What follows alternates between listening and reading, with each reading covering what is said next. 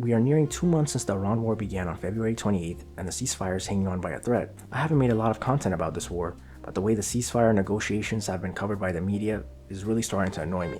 So you see headlines like this one: Iran fires on 3 ships in the Strait of Hormuz, complicating efforts to resume US ceasefire talks. And these takes are just silly and completely void of all context.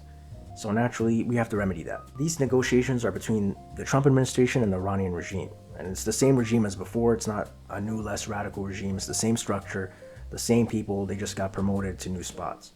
And there's also 2 parts of the regime. That there's a side that handles the negotiating and the foreign affairs and all that, the political side, and there's the actual leaders of the IRGC that control the fighting and control whether a ceasefire is actually upheld. Both sides of the conflict, the US and Iran, they want a victorious story to give to their public. So that's the lens through which we need to look at every single piece of news that comes out about this war or the negotiations. So when you see a story like how, the US seized an Iranian tanker or a cargo ship.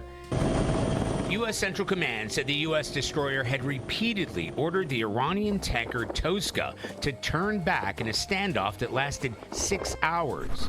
Motor vessel Tosca, vacate your engine room. Vacate your engine room. We're prepared to subject you to disabling fire. Then, shots fired. After dark, U.S. Marines launched a helicopter assault, dropping down onto the deck of the stricken ship. Officials tell CBS News that Tosca is now in U.S. custody. You should think about how it was inevitable, since the Trump administration has to show that their blockade is being enforced.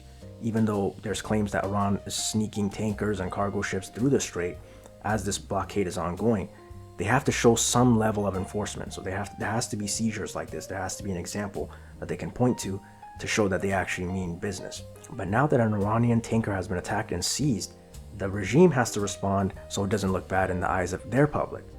And they do have a base of support in Iran, regardless of the comments that you hear from the media or the diaspora of Iranians that say the whole public is against the regime.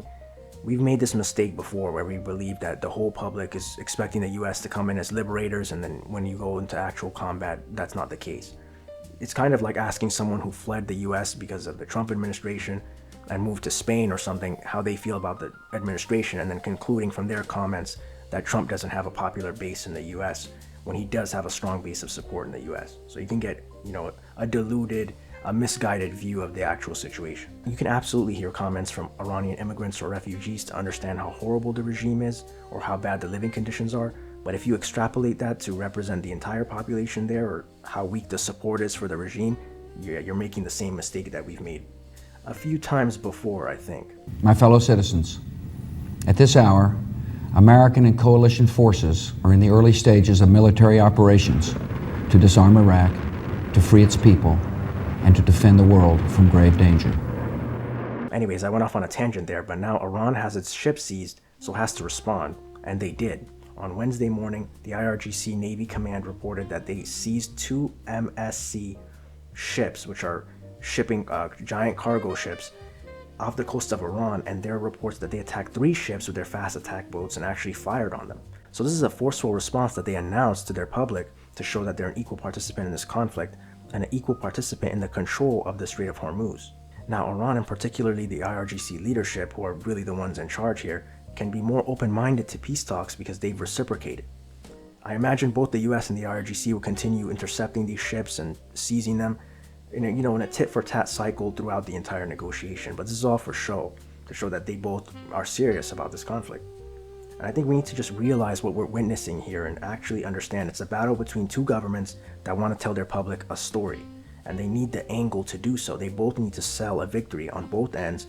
Otherwise, the ceasefire won't work and the war will continue indefinitely. I do believe the Trump administration wants this conflict to end as soon as possible, well before Trump's birthday celebration extravaganza in June, or the World Cup that also starts in June, or the 4th of July celebrations for America's 250th birthday, all massive events that will give the administration a chance to turn around the negative vibes about the economy, the war, everything before the midterms. So you celebrate, you end summer on a high before you enter the midterms in the fall. That's the plan. So clearly they want to end this war as soon as possible. However, they also don't want to make a horrible deal that ends up with Iran having total control of the Strait of Hormuz, which would instantly make them a major global power. I mean, not even just from an economic standpoint, because they would be making a ton of money charging transit fees through the strait, but from a major strategic advantage of controlling the strait and being able to shut it down at any moment would make them a major global power with a lot of influence. So they can escalate and restart the war, which would get the GCC countries targeted by Iran, which would extend the economic turmoil for many years and well into the end of this Trump administration, or they can de-escalate incorrectly and also lose by making Iran a superpower. So they have to be very careful, and it's a tough spot to be in, which is why every prior president avoided this conflict in the first place. But I'm more optimistic than most that a deal will be reached as soon as possible, because I believe both sides want the war to end. And even if the war heats back up, I just think the coverage of this war and the negotiations has been abysmal. I think they've been making people panic and stressed as if these events are completely unpredictable when they've been following a clear model, which is that both sides want to sell a victory. So they're doing a lot of things for show, a lot of posturing. But my advice to the public would be to focus on motives and incentives, at which point any new development will rarely be surprising. But anyways, my rant is over, and I'll see you on the next one.